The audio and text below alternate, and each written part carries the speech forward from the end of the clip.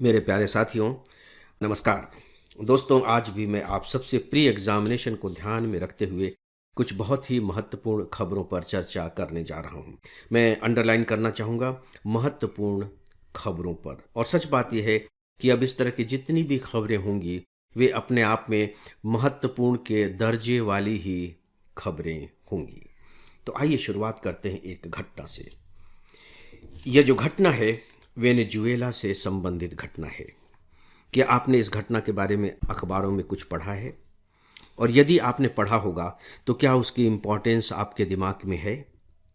या चलिए एक और बात कि क्या पिछले 1.5-2 महीने में वेनेजुएला की और किसी खबर से आपका कोई परिचय हुआ है? वेनेजुएला की खबर से।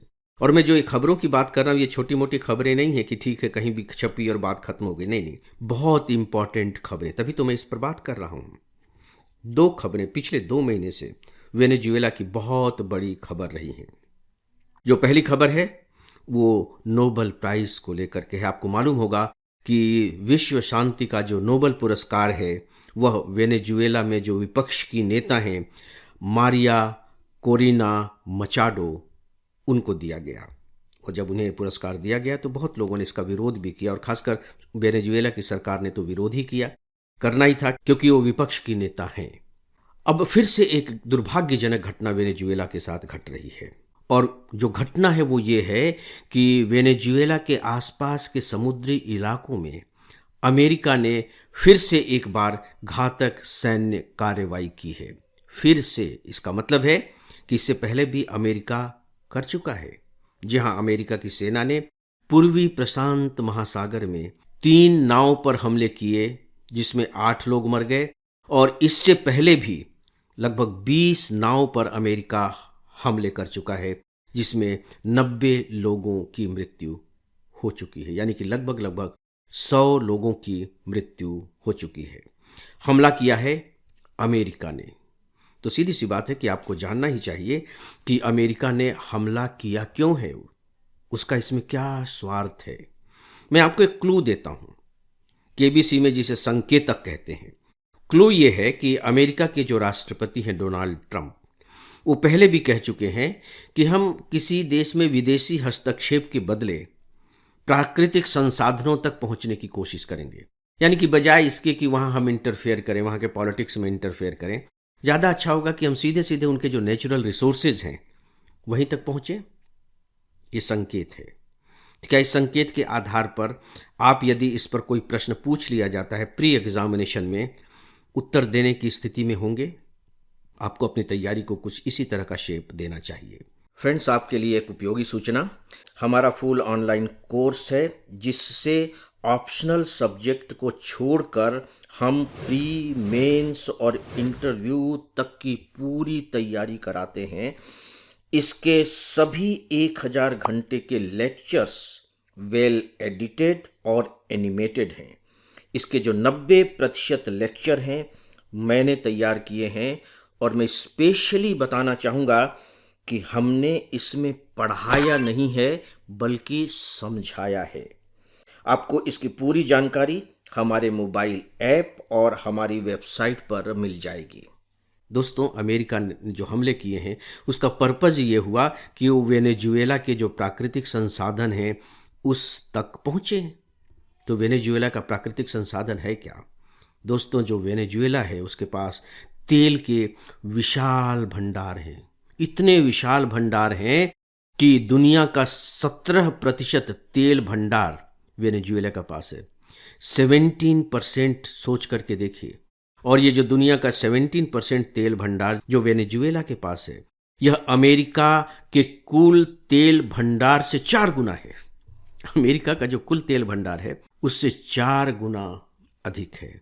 तो अमेरिका चाहता है कि वह अब इस पर अपना कब्जा जमा ले। एक पॉइंट। जो इसका दूसरा पक्ष है वो ये है कि वेनेजुएला में तेल निकल रहा है, तो सीधी सी बात है कि उस तेल का भी हो क्या रहा है। तो वेनेजुएला में जो अभी तेल निकल रहा है, वो जो उत्पादन करता है उसका 80% तेल चीन को चला जाता है। चीन उसे इंपोर्ट करता है। अब चीन और अमेरिका के संबंधों को जोड़िए कि अगर चीन में वो जा रहा है तो अमेरिका तो कोशिश करेगा कि चीन के पास न जाए, क्योंकि अमेरिका और चीन तो अभी लगातार प्रतिद्वंदी हैं। एक पॉइंट इसी से रिलेटेड अब एक दूसरा पॉइंट है। मैंने विपक्ष के नेता की बात कही थी, मारिया कोरिनो मचाडो की बात। जब ये सब घटनाएं हो रही हैं अमेरिका के साथ वेनेजुएला की, तब मचाडो क्या कहती हैं? उन्होंने अपने देश से वायदा किया था कि यदि वे सत्ता में आ गई तो वे तेल उद्योग का निजीकरण कर देंगी, प्राइवेटाइजेशन कर देंगी। अभी वो गवर्नमेंट के हाथ में है, प्राइवेटाइजेशन कर देंगी और इन तेल क्षेत्रों में अमेरिका और विदेशी कंपनियों की पहुंच बढ़ा देंगी। वो सीधे सीधे इनके क्षेत्रों में पहुंच जाएंगी। अब आप देखिए कि किस तरह से जो तेल के भंडार हैं वे राजनीति का आधार बन गए हैं। आप जानते हैं कि सिविल सर्विस एग्जामिनेशन में जो क्वेश्चंस पूछे जाते हैं उनका दायरा काफ़ी बड़ा हो जाता है, मात्र घटना नहीं।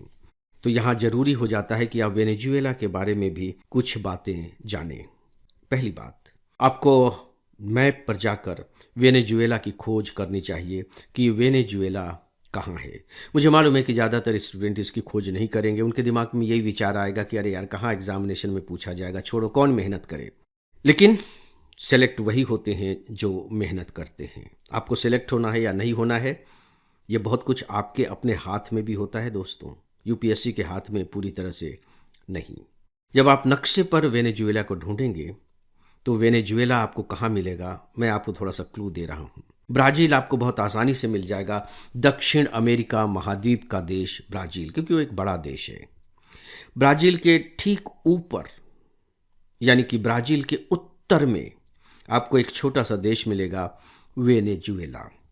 वेनेजुएला के आसपास ही आपको गुयाना मिल जाएगा, सुरिनाम मिल जाएंगे, ये देश भी आपको उसके आसपास ही मिल जाएंगे, कोलंबिया भी आपको मिल जाएगा। इनके बीच में वेनेजुएला स्थित है।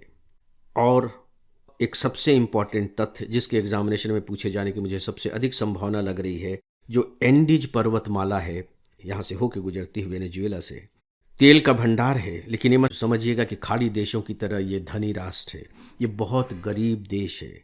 आबादी केवल 3 करोड़ है, लेकिन लोग बहुत ज़्यादा गरीब हैं। तो ये थोड़ी सी बातें मैंने आपके सामने रखी हैं वेनेजुएला के बारे में, और मुझे लगता है कि इस बार के एग्जामिनेशन की दृष्टि से यह अपने आप में एक इम्पॉर्टेंट क्वेश्चन है। दोस्तों, जो दूसरी खबर है और इक्वली इम्पॉर्टेंट खबर है वह है पाकिस्तान को लेकर। पाकिस्तान की खबरें हमारे लिए क्यों इम्पॉर्टेंट होती हैं ये बताने की ज़रूरत नहीं है। क्या आपने पाकिस्तान में हुए 27वें कॉन्स्टिट्यूशनल अमेंडमेंट के बारे में अखबार में कुछ पढ़ा है? और अगर नहीं पढ़ा है तो ये मान करके चलिए कि आपसे कुछ चूक हो रही है। 27वां संविधान संशोधन, आइए इस पर थोड़ी सी बातें करते हैं। अक्सर अखबारों में आप पढ़ते हैं, कहा जाता है कि ठीक है पाकिस्तान में लोकतंत्र है, लेकिन सत्ता पर पूरी तरह से फौज का नियंत्रण है, सेना का नियंत्रण है। आप कह लीजिए कि सैन्य लोकतंत्र वहाँ है। अक्सर आप ये खबरें पढ़ते रहते हैं, और आज की बात नहीं है, बहुत पुराने समय से यही बात कही जाती है कि वहाँ चेहरा तो लोकतंत्र का है, लेकिन उसकी जो आत्मा है वो सैनिक की है, सैन्य की आत्मा है। तो वहाँ जो सेनापति होते हैं, जो कमांडर होते हैं आर्मी के, चीफ कमांडर, वही सब कुछ होते हैं। और कई बार वहाँ तो सत्ता पलटी भी जा चुकी है सैन्य कमांडरों के द्वारा। तो 27वां जो संविधान संशोधन किया गया, तो अभी तक तो लोग इमेजिन करते थे, बातें करते थे, अब ये प्रूफ हो गया है कि नहीं, वहाँ की सत्ता पर सही मायने में अगर किसी का नियंत्रण है तो वो सेना का ही है। वहाँ का जो सिस्टम है वो लोकतंत्र नहीं चलाता है, लोकतांत्रिक सरकार नहीं चलाती है। वहाँ बाकायदे राष्ट्रपति प्रधानमंत्री सब हैं, इनफैक्ट सेना चलाती है। तो 27वें संविधान संशोधन में ऐसा क्या किया गया? 2-3 बहुत इंपॉर्टेंट पॉइंट्स हैं, इन्हें नोट कर लीजिए। और चूंकि भारत और पाकिस्तान के परस्पर संबंधों के बारे में भी हमें लगातार अपडेट रहना चाहिए, उस लिहाज से भी ये बहुत इंपॉर्टेंट है। और भारत के लिए बहुत ज़्यादा सतर्क होने वाली बात भी साथ ही साथ है। अब किया क्या है सरकार ने, वहाँ की जो लोकतांत्रिक सरकार है, चुनी हुई सरकार है, पाकिस्तानी सेना के चीफ जनरल, कौन है चीफ जनरल, मुनीर को अब फील्ड मार्शल का रैंक दे दिया है, फील्ड मार्शल के रैंक पर पदोन्नत कर दिया है। और जनरल अयूब खान के बाद किसी जनरल को यह 5 स्टार रैंक पहली बार दिया गया है। इसका अर्थ क्या हुआ? ठीक है, रैंक दे दिया वो बात अलग है, लेकिन इसका अर्थ आपको जानना चाहिए। इसका अर्थ यह हुआ कि जनरल मुनीर पर अब कोई भी आपराधिक केस नहीं किया जा सकेगा। सोच के देखिए, मतलब ये अपराध से ऊपर हो गए हैं। किसी भी अपराध के लिए उन पर कोई भी केस नहीं चलाया जा सकेगा। यह वहां के केवल राष्ट्रपति को प्राप्त है। सोच करके देख, अब वही स्थिति जनरल मुनीर को भी मिल गई है। लेकिन एक व्यवस्था वहां भी है, और वो ये है कि अनुच्छेद 47 के तहत महाभियोग से उन्हें हटाया जा सकता है। ऐसे जनरल को हटाया जा सकता है। लेकिन आपको लगता है कि जहां सत्ता पर सेना की इतनी जबरदस्त पकड़ हो, वहां किसी जनरल को महाभियोग से हटाया जा सकता है? ये आई वाशिंग से अधिक कुछ भी नहीं है। दोस्तों, इसी में जो दूसरा संशोधन है वो है सेना कमांड और न्याय तंत्र को भी पुनर्गठित किया गया है। सेना कमांड को क्या किया गया है कि चीफ ऑफ डिफेंस फोर्सेस का एक नया पद बनाया गया, चीफ ऑफ डिफेंस फोर्सेस का, और आप अनुमान लगा सकते हैं कि उस पर किसकी नियुक्ति की गई। आर्मी चीफ ही इस पद को संभालेंगे। इसका मतलब है कि जो मुनीर हैं, जनरल मुनीर, उनके पास सत्ता का केंद्रीकरण हो गया है। और आखिरी पॉइंट कि इस संशोधन से संविधान में संशोधन करने का अधिकार भी उच्चतम न्यायालय से छीन लिया गया है। उच्चतम न्यायालय कुछ भी संशोधन नहीं कर सकता। हो गए न जनरल मुनीर सर्वे सर्वा। अब सोच करके देखिए कि इस संशोधन के प्रति भारत को क्यों और अधिक सतर्क हो जाना चाहिए। इस पर आप लोग विचार करें। दोस्तों, मुझे दो मित्रों को बधाई देते हुए बहुत हार्दिक प्रसन्नता हो रही है। अपनी एकेडमी की टीम की ओर से भी, मैडम प्रीति अग्रवाल की ओर से भी, और अपनी ओर से भी। उनमें दो दोस्त हैं, शिवम कुमार जो पूर्वी चंपारण बिहार से हैं, और कुमार राजेश, आप शिवहर बिहार से हैं। इन दोनों ने अभी बिहार पब्लिक सर्विस कमीशन के मेन एग्जामिनेशन क्वालिफाई कर लिए हैं। अब ये इंटरव्यू में अपीयर होंगे। इन दोनों ने सूचित किया है कि इनकी इस सफलता में AFEIS का बहुत बड़ा योगदान रहा है। तो शिवम और राजेश, आप दोनों को इसके लिए बहुत बहुत बधाई। और हम सभी मिलकर के ईश्वर से प्रार्थना करते हैं कि इंटरव्यू में भी आपको बहुत बेहतर सफलता मिले। तो दोस्तों, इस विषय पर बस इतना ही, और इसी के साथ ही आज के इस डेली ऑडियो लेक्चर को अब यहीं समाप्त करता हूँ। नमस्कार।